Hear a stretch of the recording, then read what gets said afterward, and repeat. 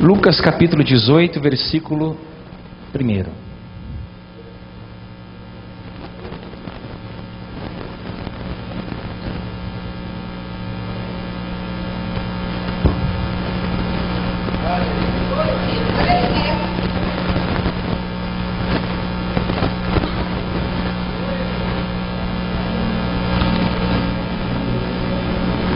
Aleluias. Lucas capítulo 18, versículo 1.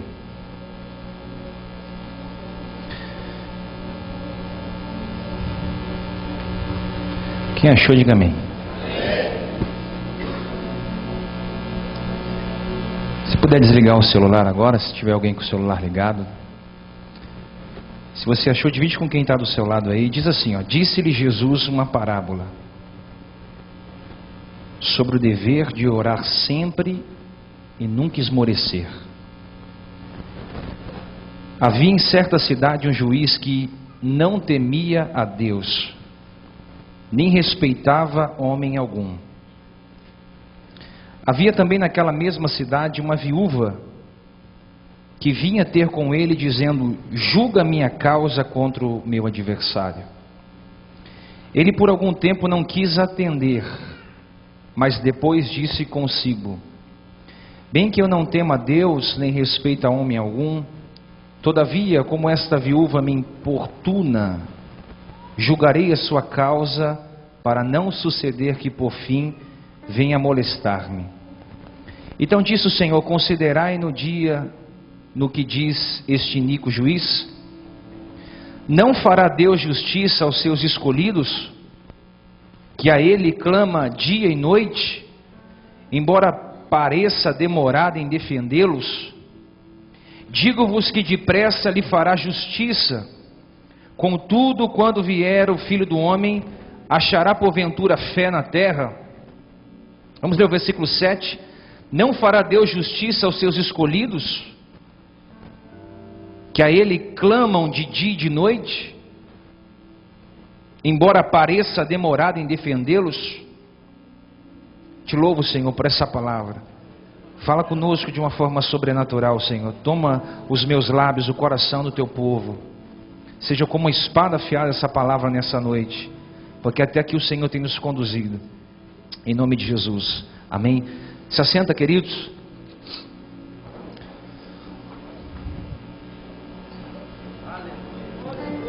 Queridos, esse texto é um texto sobrenatural, porque fala sobre a parábola do juiz iníquo.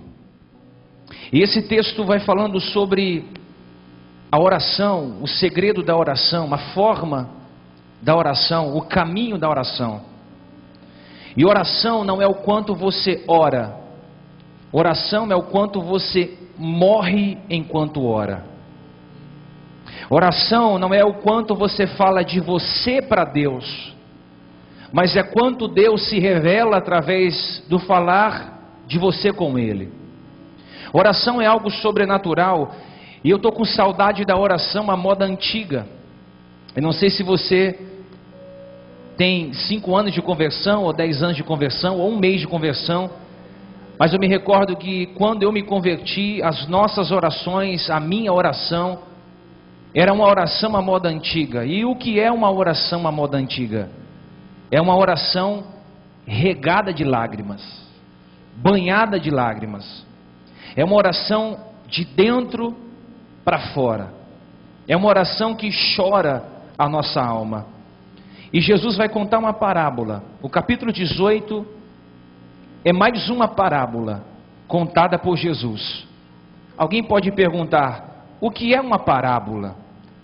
A palavra parábola, ela vem da etimologia da palavra grega parábole, que significa uma pequena história, uma pequena anedota, uma pequena ilustração.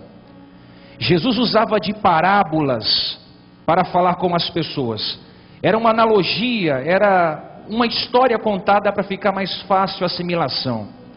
E Jesus usava da maneira predileta entre os hebreus o contar da história. E Jesus então vai falando sobre isso, porque ele sabia que as pessoas gostavam de ouvir histórias. Qualquer um gosta de ouvir histórias. Todo ser humano gosta de sentar para ouvir alguma coisa. A própria Bíblia diz em Mateus 13, versículo 34, usarei parábolas quando falar com este povo, e explicarei coisas desconhecidas desde a criação do mundo. Então essa parábola é a parábola do juiz iníquo. E essa parábola começa nos ensinando o quê? O dever de orar sem desfalecer.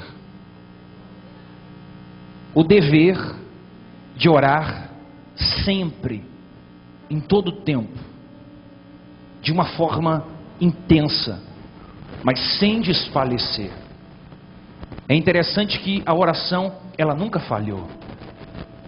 Eu não sei se você tem costume de orar, mas a oração nunca falhou.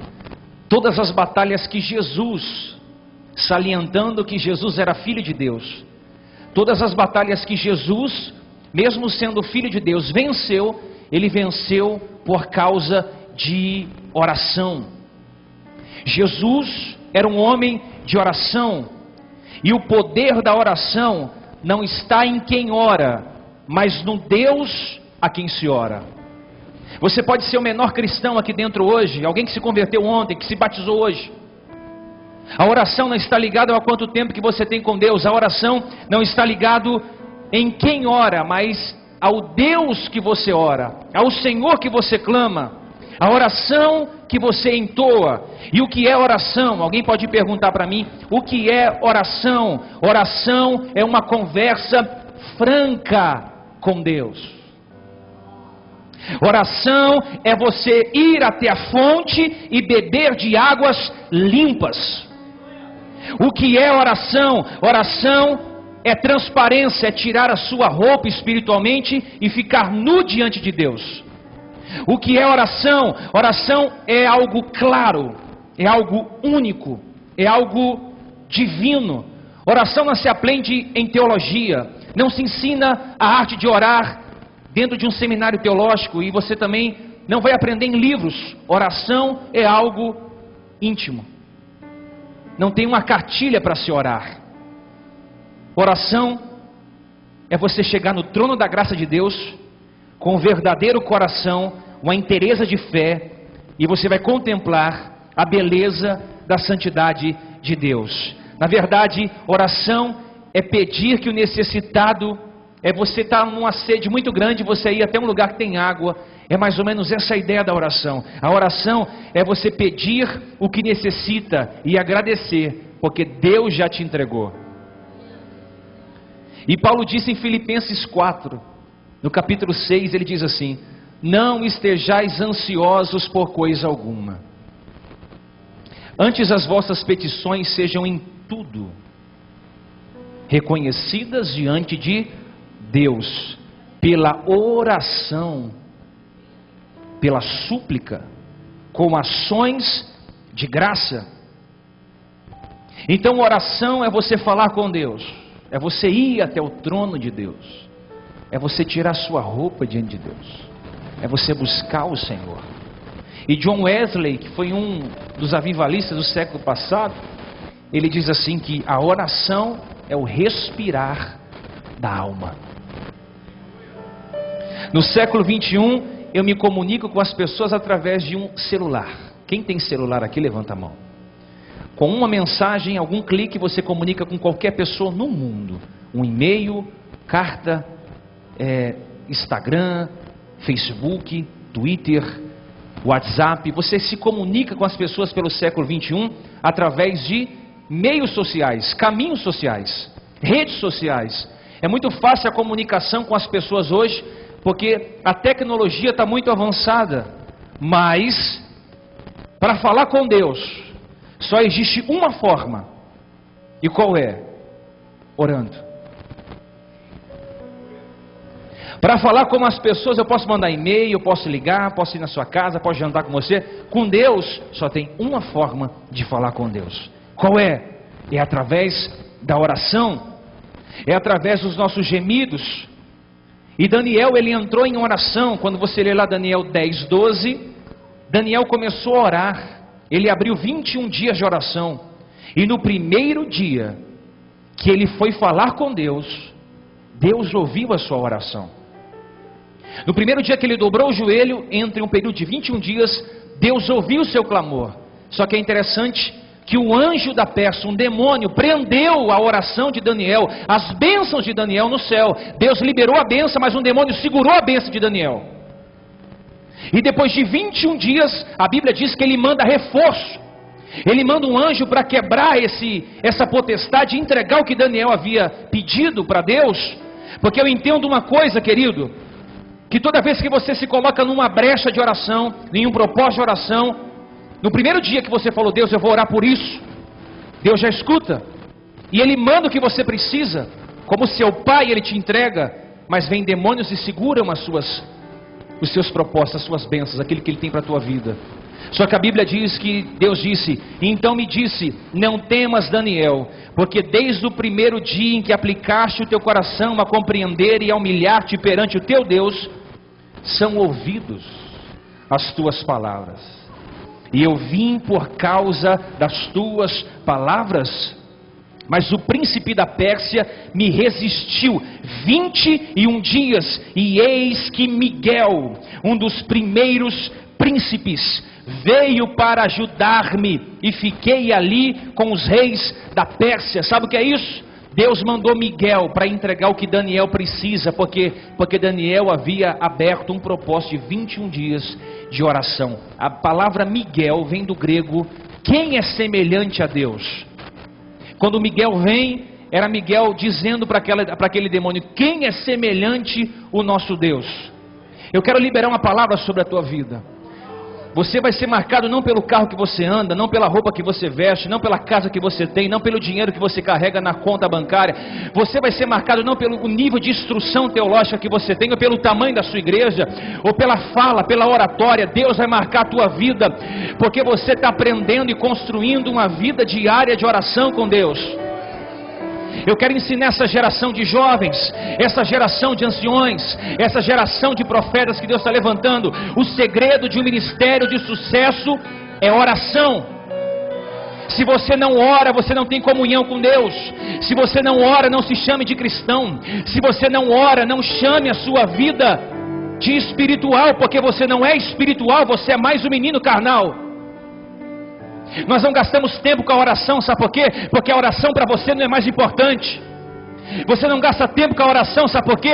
Porque você acha que as suas orações não são atendidas. Deus escuta a oração do bispo, na verdade ele é o bispo da igreja. Ele vai para o monte, ele sobe, Deus escuta a oração dele. E você está completamente enganado, porque Deus escuta a oração de qualquer pessoa que dobra o teu joelho e busca a Deus. Se todo mundo aqui tirar um tempo de oração, já estaria pequeno esse lugar aqui. O problema é que você tem mais tempo no Facebook, para a internet, para o shopping, para o cinema, para o jogo do Corinthians. E você pega a sua responsabilidade e transfere para terceiros. Eu não oro, mas a minha mulher é uma santa mulher de oração. É uma vergonha isso.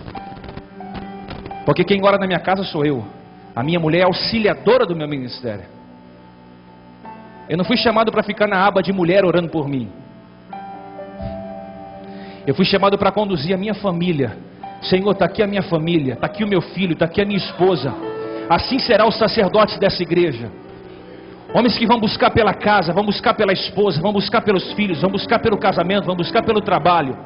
Chegou o tempo de você parar de ser carregado pela sua esposa e você começar a carregar a sua família agora.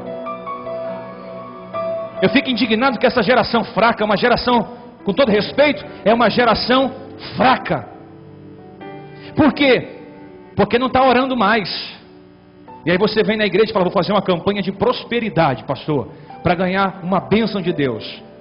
A bênção de Deus não está na campanha da prosperidade. A bênção de Deus está quando você entra no seu quarto, fecha a sua porta e no secreto você fala com o Senhor, que te vê no secreto e mais te recompensa no público. Existem dois tipos de vida dinâmica de oração. Dois tipos de vida de oração. Primeiro, a vida que ora. E a outra, a vida de oração. Entenda bem, porque parece sutil e parece ser a mesma coisa, mas não são. Uma é a vida que ora e a outra é a vida de oração. Primeiro, se a primeira vive correndo atrás do prejuízo, ou seja, a vida que ora é aquela que só vive correndo atrás do prejuízo, só ora quando acontece alguma perda. Então perdeu alguma coisa, vou orar. Perdeu um relacionamento, vou para a igreja. Perdeu um trabalho, vou buscar. Estou vivendo uma vida amarrada, vou buscar. Essa é uma vida que ora. A segunda evita as perdas, ou seja, corre à frente do prejuízo. Você pode escolher uma vida que ora, que só vai orar quando perde, que só vai orar quando a vida está mal, quando a crise chega, quando a dificuldade vem, ou você vai ter uma vida de oração. Porque antes de chegar o prejuízo, você já tem orado. Então você pode impedir muitas coisas de chegar na sua vida. Você está aí? Diga amém. A segunda, evita perdas. Ou seja, evite perdas. Você evitará perdas orando mais. Alguém pode orar e não ser cristão, mas alguém não pode ser um cristão e não orar. Você pode ver muçulmano orando, espírito orando, mas um cristão não pode ficar sem orar. Você está entendendo? Diga amém. E a palavra oração, se você pegar ela, oração, olha a tônica do final, oração, que significa adoração, A-C-A-O, ação, adoração, confissão e ação de graças. Ô bispo, mas eu não sei orar, eu não sei clamar, eu não sei. Você não sabe? Romanos 8, 21. O Espírito semelhantemente nos assiste nas nossas fraquezas, porque não sabemos orar como convém, mas o Espírito intercede por nós sobremaneira com gemidos inexprimíveis. Quando você não sabe orar, quando você não tem o que falar, você fica em silêncio. O Espírito vai interceder por você. Olha, ela não sabe falar, mas ela precisa disso. Olha, ele não sabe articular, mas ele precisa disso. Olha, a minha filha não sabe se movimentar nessa situação, mas você no silêncio, o Espírito vai interceder. Só o fato de você dobrar o seu joelho, tem alguém intercedendo junto ao Pai por você. Pastor, mas eu não sei falar. Dobra o seu joelho e fique em silêncio. Oração não é sempre falar. Oração às vezes é ficar em silêncio, é Ele falar com você. O nosso maior problema é que a gente quer ensinar Deus como faz. A gente dobra o joelho e fica: excelente Deus, eu entro na tua presença, Pai soberano, Pai eterno, Pai grandioso, né? Aí ele fala: para de ser bobo, você é meu filho. Acho que eu não te conheço tomando banho? Dentro do carro? No mercado? Ele só quer que você se ajoelhe e fala: Pai, senta aqui. Começa a conversar com ele. John Wesley disse: eu não tenho muita apreciação por ministros que não gastam pelo menos 4 horas de oração por dia. Lutero disse que orava regularmente 1 hora por dia, exceto quando experimentava um dia tarefado que orava 2. Um cristão que não ora todo dia está caído. Um líder que não ora todos os dias está desviado e não sabe. Se você não orar todo dia, pelo menos um período de tempo, a probabilidade de você cair vai ser muito grande. Na verdade, você está caído porque você não ora. E quando você reconhecer isso, você vai voltar a se fortificar na graça de novo. Então a negligência da oração é a principal causa da estagnação cristã. Quando a vida da pessoa não tem progresso espiritual, quando a pessoa não consegue crescer financeiramente, espiritualmente, materialmente, sentimentalmente, é porque estagnou a vida dessa pessoa. E quando estagna a vida, é falta de oração. Sabe por quê? Porque eu só vou conseguir dar um passo se eu orar. Lucas 22, 39. Jesus foi ao Monte das Oliveiras orar e disse aos seus discípulos: orai para que não caia em... Vocês estão aí? Para que não caia em...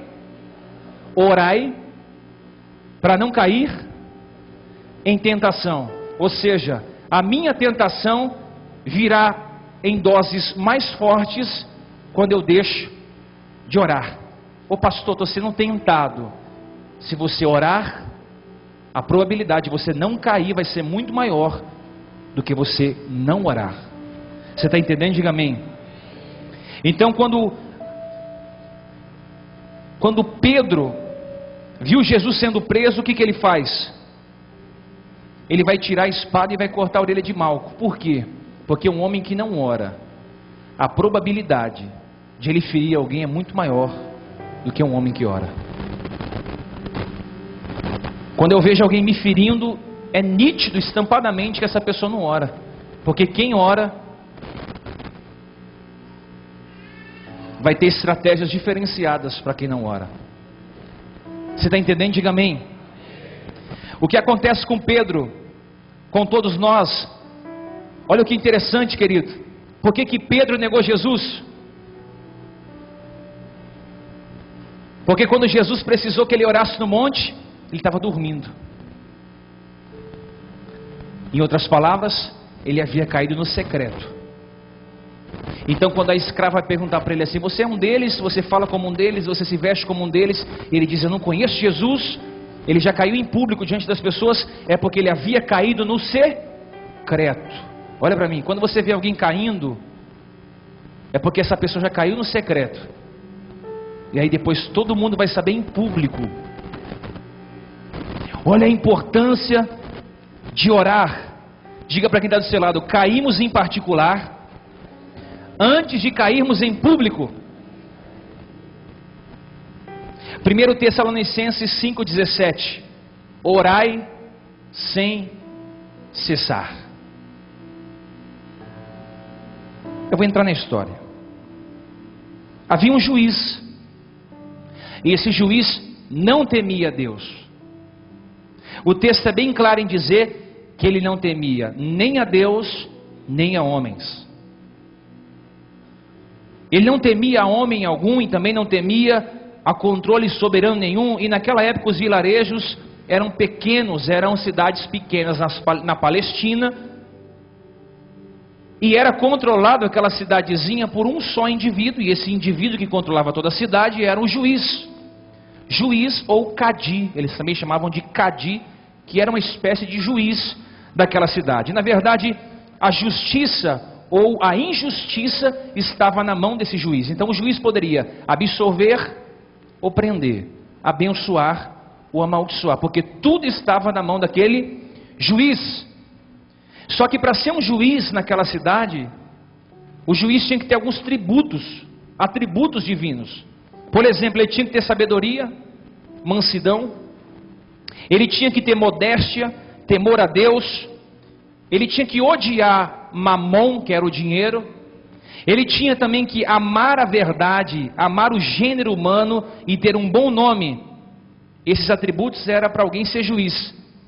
E o capítulo 18 prova que esse juiz não tinha nenhum atributo desse.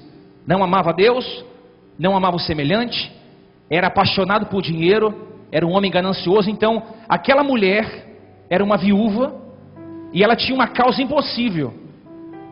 Ela não tinha ninguém por ela, nem marido, nem filhos, ninguém por ela. Ela estava sozinha, mas ela tinha uma causa que precisava ser atendida por esse nível de juiz, um juiz iníquo. Eu vou repetir: essa mulher não tinha ninguém por ela, nem marido, nem família, nem filhos. Ela era uma viúva, não tinha dinheiro nem classe social.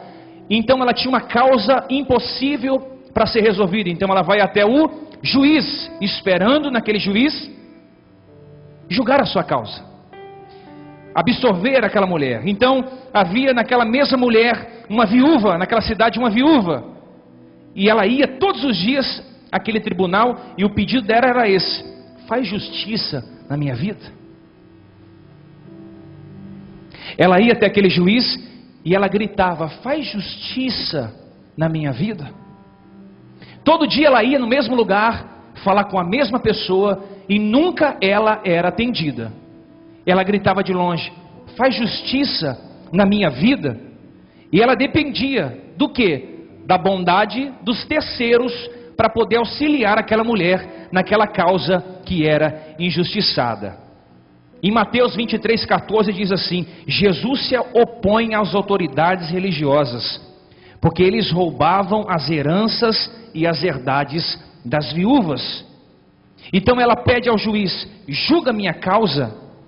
O vocabulário grego não diz vinga-me, ela só pede isso: julga minha causa.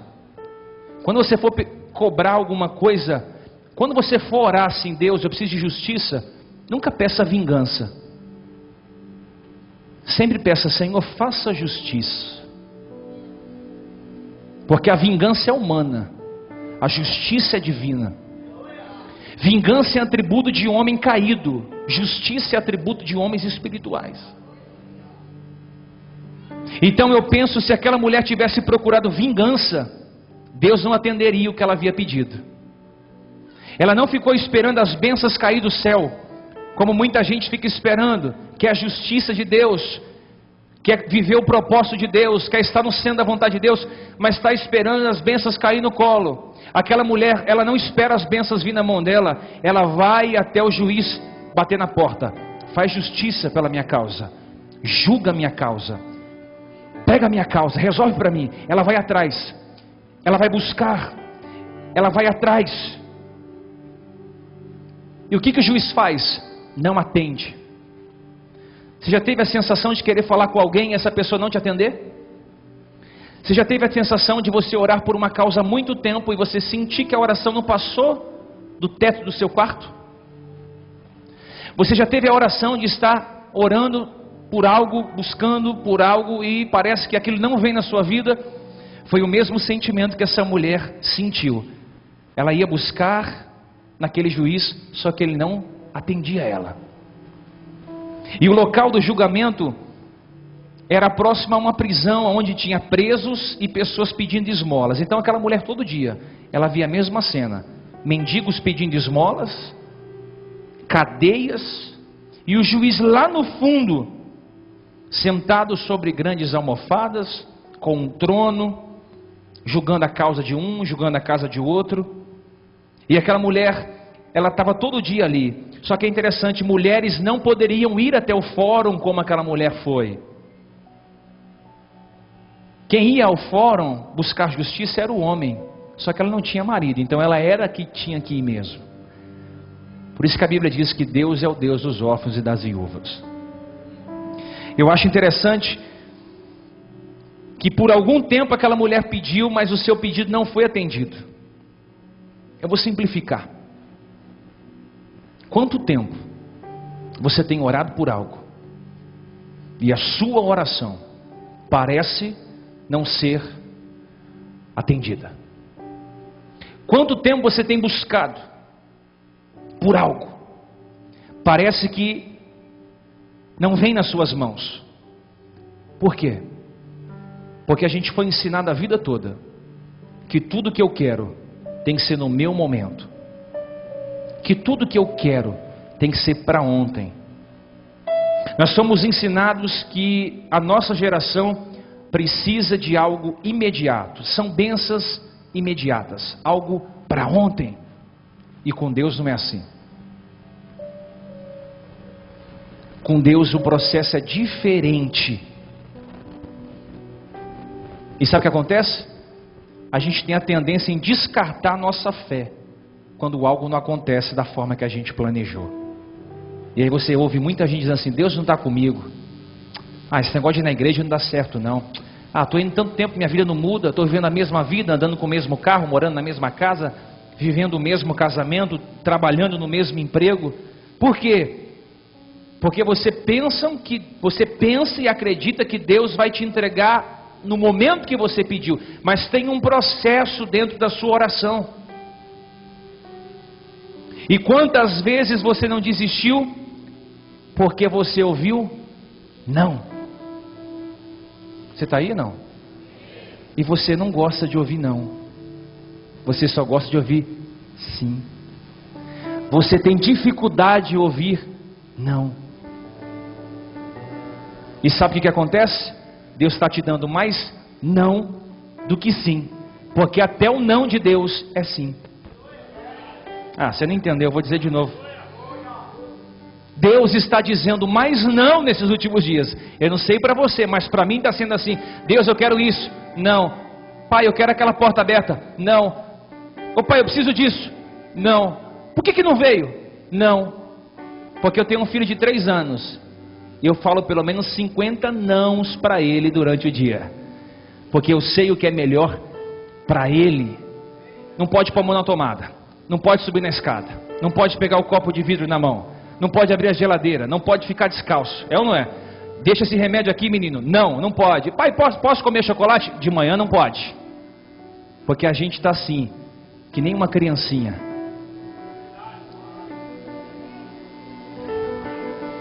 E enquanto você não sair do leite, da mamadeira e da fralda, não. Enquanto você não sair do carrinho, não.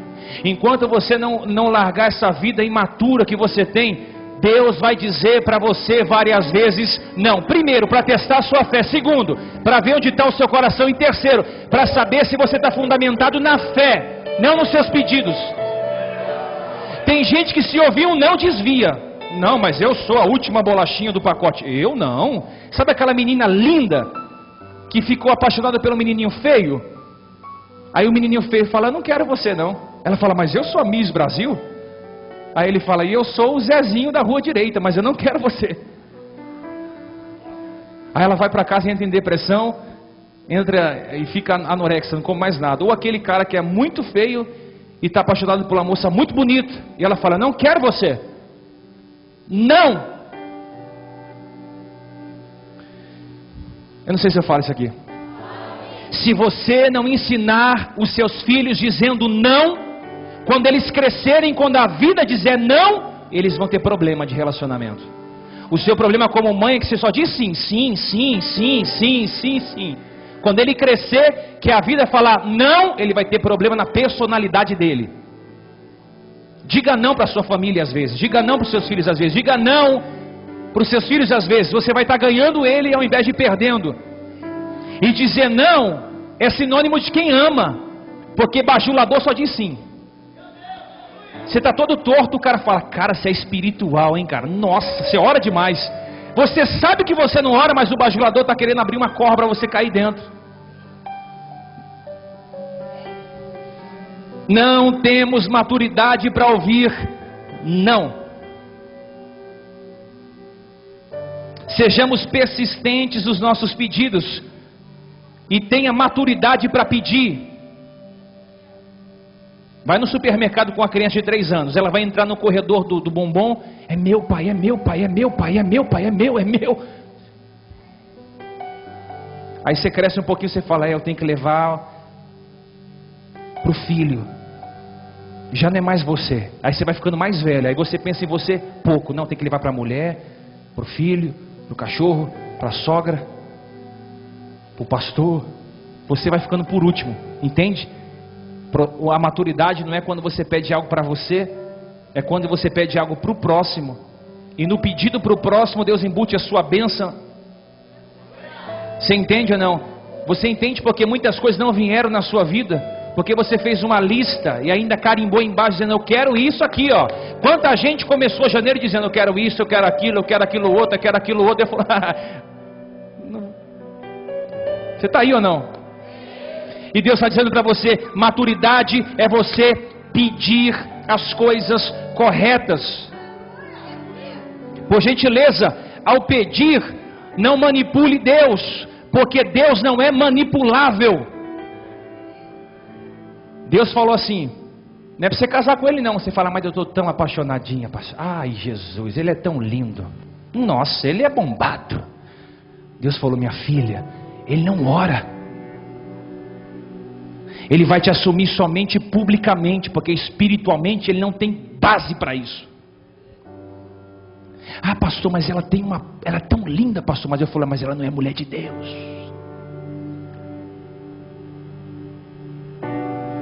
Quando você for escolher alguma coisa, escolhe pela razão.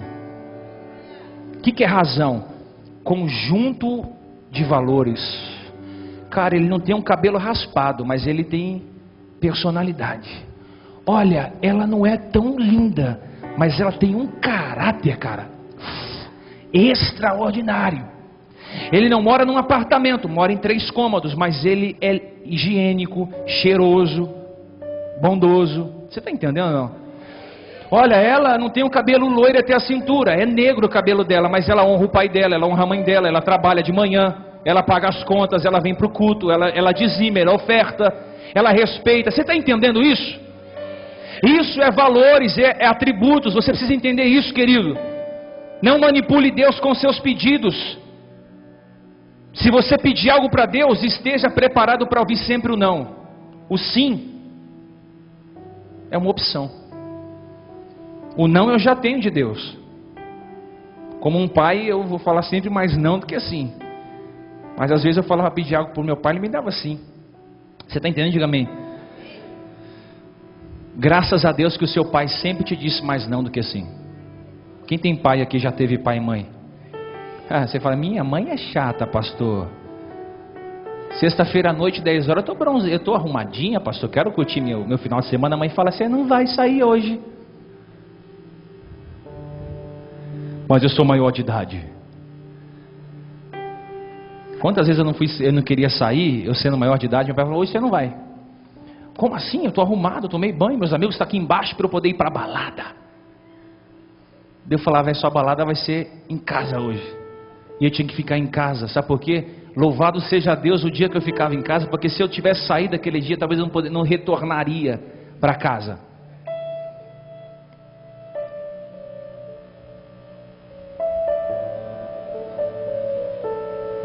Quero que você anote isso aqui. Quem só diz sim, tende a levar um não da vida. Tem gente que tem dificuldade de dizer não. Quem tem dificuldade de dizer não? Deus está te ensinando agora. Deus está colocando esse atributo de honra em você. Diga não. Aprenda a dizer não. E aprenda a ouvir não. Aprenda a dizer não e aprenda a ouvir não.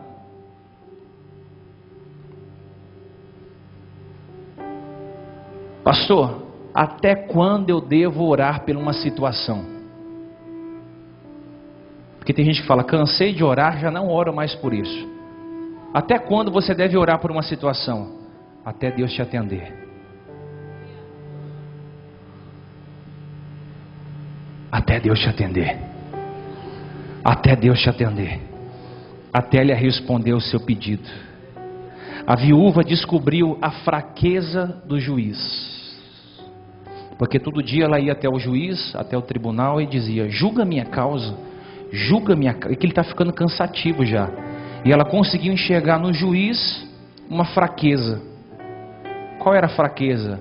O juiz tinha fraqueza em quem era perseverante.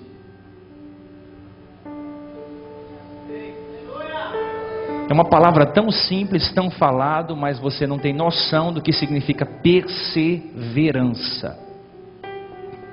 O que é perseverança? É você transportar um punhado de terra todos os dias para esse lado até que se torne uma montanha. O que é perseverança? É continuar lutando mesmo depois que as suas forças acabaram. O que é perseverança? Um grande líder não se destaca pela força, mas pela perseverança. Perseverança, se você não pode ser um referencial de vitória, seja um referencial de perseverança. Vou buscar, vou bater, vou clamar, eu vou vir, vou me dobrar, vou me prostrar, eu vou importunar o trono da graça, vou queimar como uma vela, vou cumprir o meu propósito. É você perseverar, sol, chuva, vento, tempestade, a raiz está fincada, o solo está plantado, todo mundo desistiu, parou, você está sozinho, você está perseverando, acreditando no que aquilo que Deus diz para você. Quantas coisas você estava para receber, minutos antes, veio um estralo, desiste e você parou. Tem gente que parou, abriu mão da faculdade, abriu mão do curso, abriu mão do trabalho, abriu mão do ministério. Tem gente que parou, desistiu. Por quê? porque não conseguiu perseverar. O juiz se viu pressionado. Você tem alguém que te pressiona?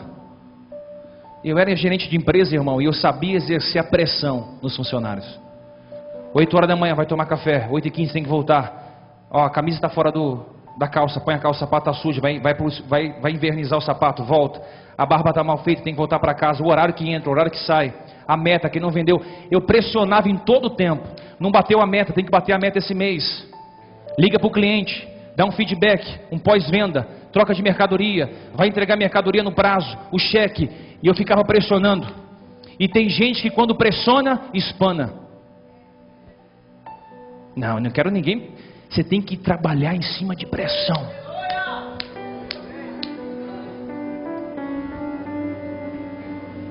E você também em certas horas tem que saber fazer pressão. Não é só orar e falar, estou orando, pastor, Deus vai fazer um milagre, né? Não, Deus vai fazer um milagre? Mas eu estou lá. E aí? Quero isso aqui, ó. É que nem aquela mulher que o marido tem que comprar um fogão novo. Todo dia ela fala, meu amor, tem que comprar um fogão. Ela fica pressionada. Até um dia que ela fala, cara, tem que comprar esse fogão. Aí o cara vai lá na Bahia e compra e parcela em 12. Aí ela fala, agora tem que comprar geladeira, né, amor? Aí fica.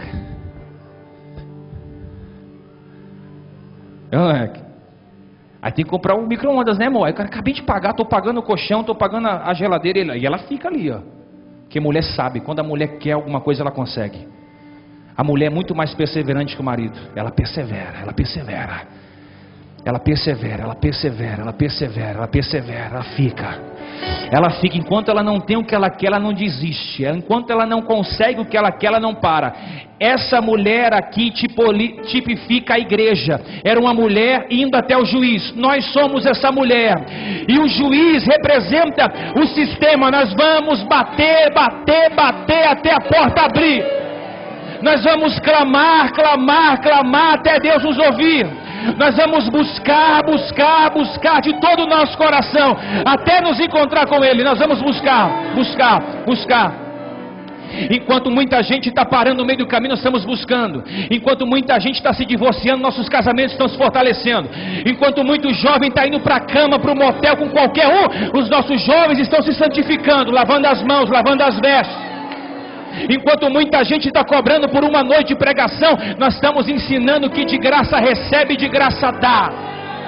Enquanto muita gente está se preocupando com a cor da igreja, com as luzes, com a fumaça, a gente batizou 24 novas.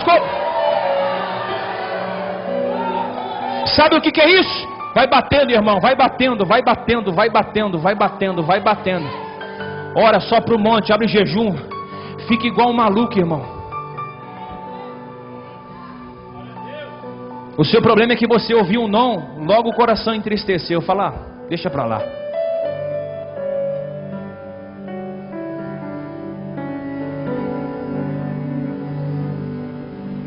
Quero terminar. Aquela mulher insistiu. Eu me lembro quando eu abri 100 dias de propósito no monte.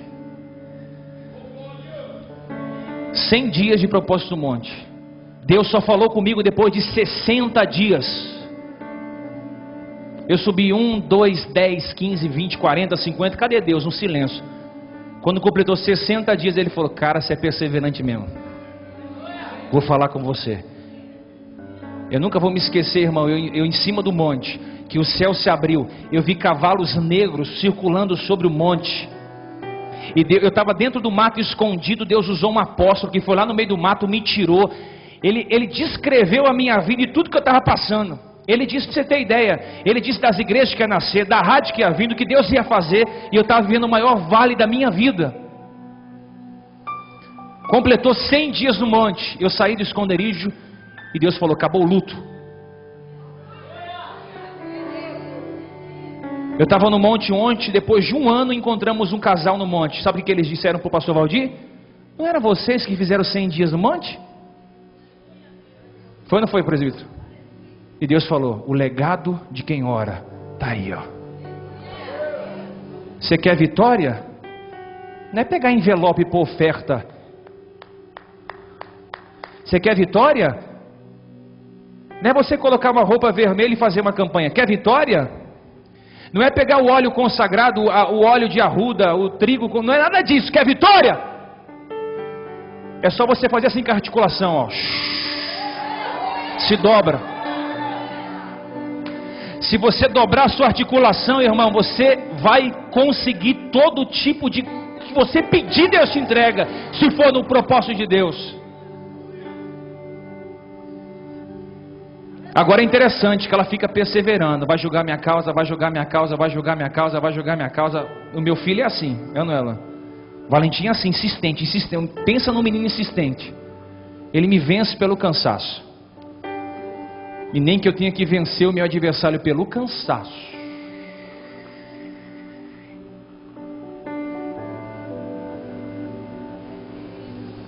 E quando aquele juiz está cansado de ver todo dia aquela mulher ali dizendo: julga minha bênção, julga minha causa, julga minha causa, julga minha causa.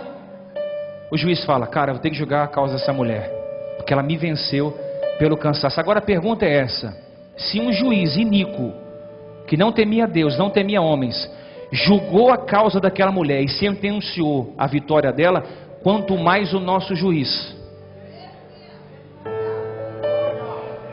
Quanto mais o Deus que a gente serve. Sabe por quê? Quando a gente se sente injustiçado, a gente não pode esperar que as coisas vão acontecer. Você tem que buscar por elas.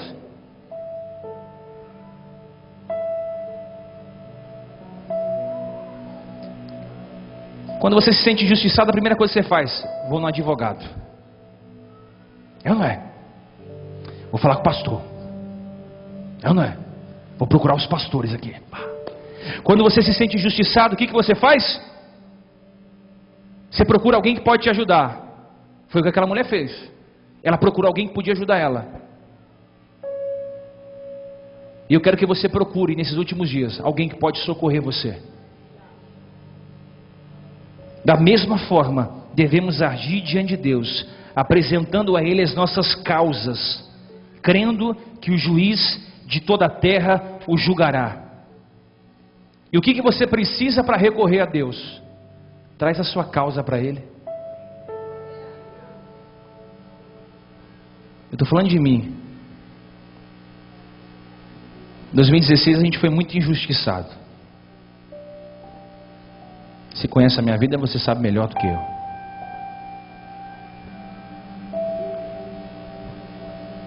E a injustiça foi tão grande que eu me lembro que, na falta de entendimento, eu preguei uma carta e eu escrevi tudo aquilo que eu estava passando. E o meu lugar de desabafo é no monte. E eu subi para o monte, abri um buraco e enterrei a carta. Falei: Deus, eu só tenho o Senhor para recorrer. Enterrei a carta e deixei. Ali estavam as minhas injustiças. Eu não fiquei ligando para ninguém, ofendendo ninguém. Eu não fiquei mandando indireta em Facebook. Eu não agi com a minha força. Eu não fiz reunião para falar alguma coisa. Eu fui para a oração e perseverei. Esse dia eu estava dirigindo meu carro para ir para o centro de São Paulo, o telefone tocou. A pessoa falou: oi pastor, quem é? Eu falei: fulano de tal. Eu falei: oi, você lembra de mim? Eu falei: não lembro. Não, é que quando você se desvinculou do seu antigo ministério, eu te ofendi muito, te agredi muito, e eu quero te pedir perdão. Na verdade, ele disse: eu estava no monte, e Deus falou: liga para o meu filho, aquele que você ofendeu há 1 ano atrás. Ou seja, a minha oração enterrada no monte surtiu efeito na vida de quem estava orando também. Eu quero dizer para você: você tem alguma causa que é injusta diante dos seus olhos? Tem alguma coisa que para você parece impossível? Eu quero dizer para você, eu quero te apresentar um juiz que está aqui hoje, que vai julgar todas as nossas causas. Eu não sei qual tipo de causa impossível que Deus tem para julgar na tua vida, mas nós estamos perseverando, e hoje Ele vai julgar a nossa causa. Hoje Ele vai julgar a nossa causa, porque olha o que a Bíblia diz. Olha o que a Bíblia diz: não fará Deus justiça aos seus escolhidos, que clama a Ele de dia e de noite? Em outras palavras, Ele diz: ô filhão, você acha que eu não vou te ajudar? eu vou te ajudar. Porém, parece que está demorando a defesa. E tem gente que dizendo: Deus, se o Senhor não entrar nessa causa agora, eu não vou conseguir perseverar. Eu quero dizer para você, parece que está demorando, não parece? Mas vai ter defesa. Vai ter defesa. Quando você se sentir injustiçado, como já me senti várias vezes, eu fui direto falar com meu pai. E Deus me diz que tem muita gente aqui com esse sentimento de injustiça. Ou Deus fizeram injustiça comigo. O que você vai fazer? Recorre ao Pai. Leva ao Pai. Bate. Pai, faz justiça. E quando Ele fazer justiça na sua vida, não é para você preparar uma mesa e ver todo mundo te honrando, nada disso. Você vai em alguns lugares assim, irmão, você escuta umas pregações que você fala: Deus vai te pôr em cima e os seus inimigos embaixo. Quem já ouviu isso? A roda gigante vai girar e quem estava embaixo vai em cima. Para que vai girar?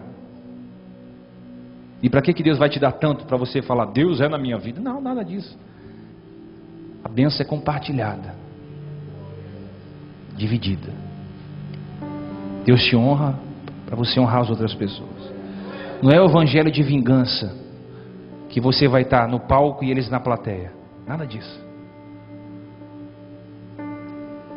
Não é o evangelho do bate e recebe, não. É o evangelho da segunda milha. É o evangelho da túnica e da capa. É o evangelho que quando te baterem na face direita, oferece a outra. É o evangelho que vai te ensinar a amar pessoas difíceis de se amar. É o evangelho que você vai ter que conviver com pessoas que você não tolera, mas por Cristo você tolera. Que dificuldade tem de você amar o pastor? Nenhuma. Agora, a dificuldade de amar o caluniador, o difamador, quem te traiu, quem sujou teu nome, aquele familiar que te rejeita, aquela irmã contendeira que você tem. Mas aí está o sabor da oração perseverante. É Deus te atender. Quem tem filho aqui? Eu lembro de umas briguinhas na escola. Quem já fez isso? Vou chamar meu pai. Se arrumava cada briga feia, na rua, jogando bola. Primeira coisa que você falava: vou falar pro meu pai. É ou não é? Eu era assim, irmão. Qualquer situação que acontecia, você vai ver. Vou falar pro meu pai. E a gente cresce. E a gente se esquece desse princípio de infância. Agora você cresceu. Aí, em vez de você falar: vou falar pro meu pai, sabe o que você faz? Você abre o seu coração, vomita a sua alma. Quer dar um conselho para você?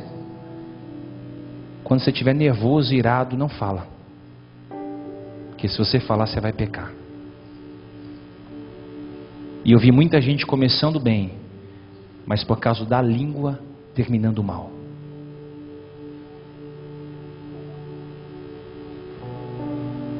Aquela mulher usou a língua dela para perseverar. Julga minha causa. Você não vê aquela mulher fofocando. Você não vê aquela mulher xingando o juiz. Você não vê aquela mulher questionando. A oração daquela mulher era essa: julga minha causa. Julga minha causa. Era uma única oração. Por isso que quando Paulo foi escrever aos irmãos em Éfeso, ele disse: não cesso de dar graça a Deus, ou de suplicar a Deus pela vossa vida. Ou seja, era uma única oração, uma oração incessante.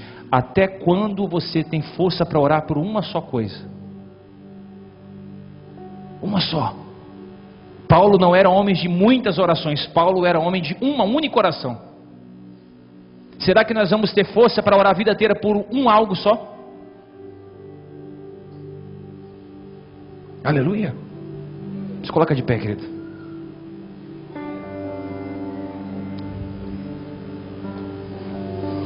Salmos 68, versículo 5. Deus é pai dos órfãos e juiz das viúvas. Salmo 75, verso 7. Deus é o juiz, a um ele abate, a outro ele exalta. 1 Pedro 1,17.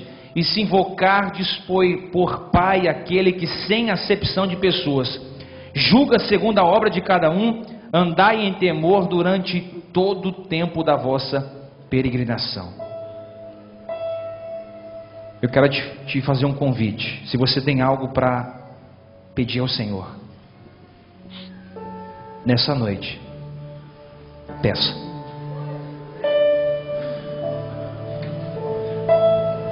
Porque você vai ser ouvido. Pessoas vão ter notícias essa semana. Causas que há muitos anos estavam retidas. Situações familiares mal resolvidas. Uma simples oração pode ajustar toda a sua vida de novo. Por isso eu quero que você levante a sua voz e ore a Deus. Fala: Senhor, há tantos anos eu estou orando por isso, por aquilo. Tantos dias, tantos meses eu estou clamando, Senhor. Atende a minha oração. Diga: Pai, atenda a minha oração, a minha súplica. E Deus fará justiça, exercerá a justiça divina dele sobre a tua vida. Não se defenda, não articule, não fale nada mais do que você deve falar, apenas persevere. Persevere em crer, persevere em acreditar, persevere em esperar. Persevere mesmo quando você ouvir não vou fazer, não vou te entregar. Persevere quando a vida fechar todas as portas para você, quando você ficar sozinho em meio à tempestade. Persevere quando você não vê escapatória, não vê saída. Persevere, por quê? Porque aquela mulher perseverou, e ela disse: juiz, julga a minha causa. E um dia aquele juiz julgou a causa dela. E eu quero dizer para você que quando você ora, todas as coisas se submetem às suas mãos. Fala com Deus. Erga a sua voz agora e fale com Deus.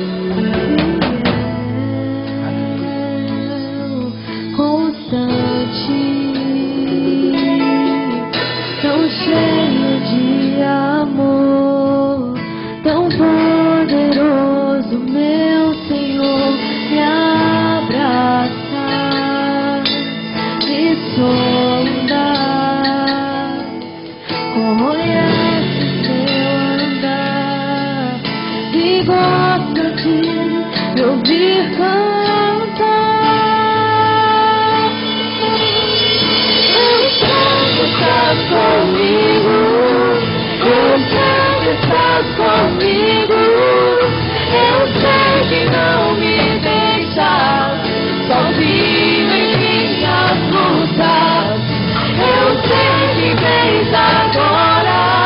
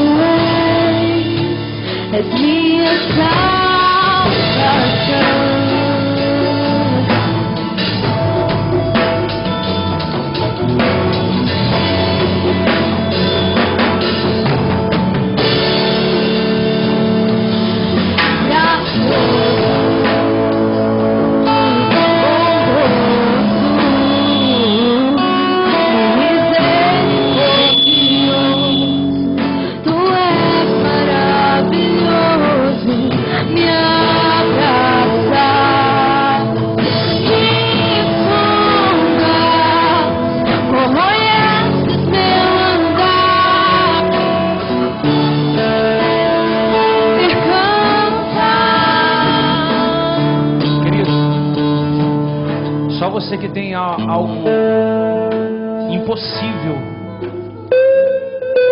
aos seus olhos. E você não tem ninguém para te defender nessa situação. É só você e Deus. Vem aqui à frente.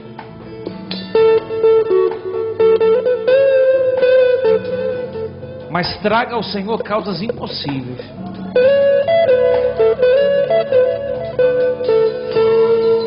Pode vir.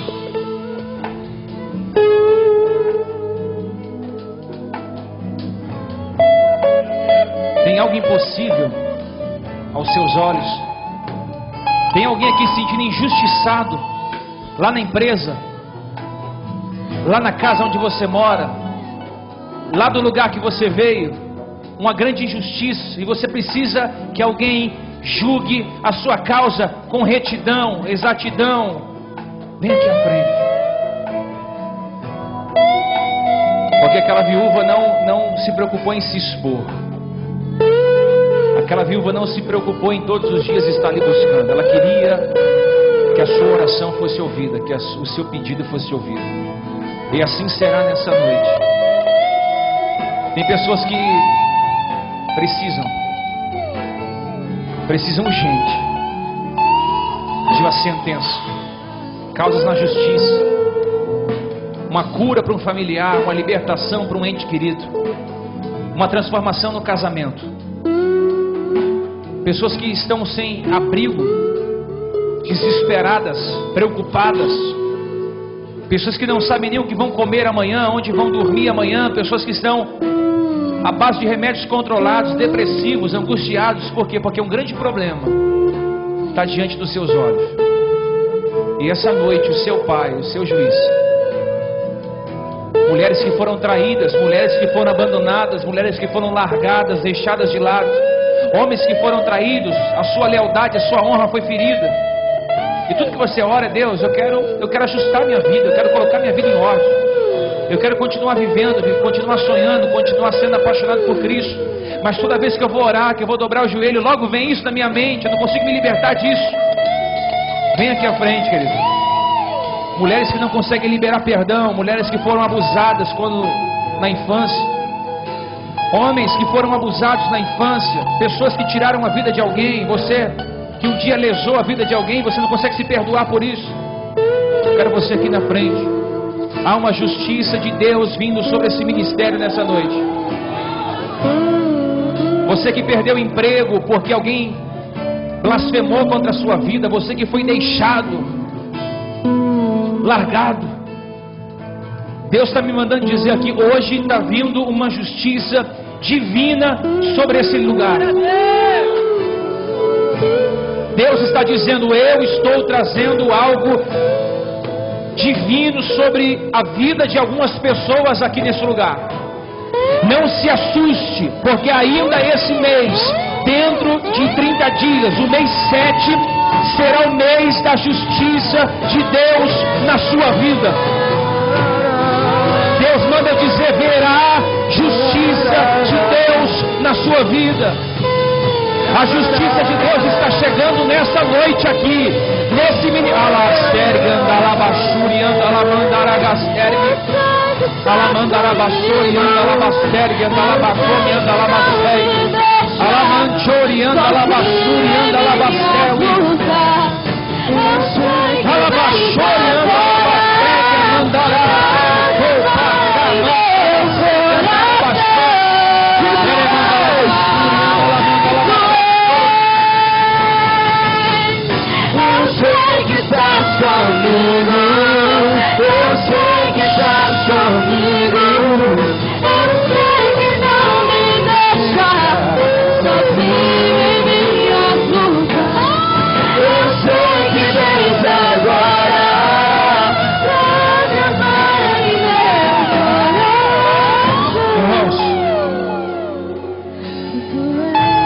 Nós estamos em um propósito de oração no monte. Nós fizemos 21 dias de oração no monte. Começamos mais 21 dias ontem. E durante esses 21 dias e esse primeiro dia que abrimos ontem, Deus disse que o mês 7 Quando entrar no mês de julho, quando se findar esse mês de junho e entrar o mês de julho, o mês de julho vai ser o mês de uma grande liberação de Deus para as nossas vidas. É que tem gente que não tem fé para isso, foi enganado aonde passou, não tem fé para isso. Deixa eu dizer para você, porque eu sou profeta nessa noite, para dizer para alguém aqui: o mês de julho na sua vida vai ser um mês de grandes liberações da parte do Senhor. O mês 7 na sua vida será um ano que Deus vai exercer, um mês que vai ser justiça. Por quê, pastor? Porque Deus já liberou. Haverá restituição para quem perdeu bens aqui, diz o Senhor dos Exércitos. Haverá restituição familiar. Casamentos serão restaurados no mês de julho. Quem estava longe vai voltar para perto. Portas de emprego que fecharam, tudo fechado, vai voltar no mês de julho. Por quê? Porque Deus disse para mim em cima do monte: avisa a minha igreja que no mês de julho eu estou derramando sobre aquela igreja um tempo de justiça, um tempo de justiça, um tempo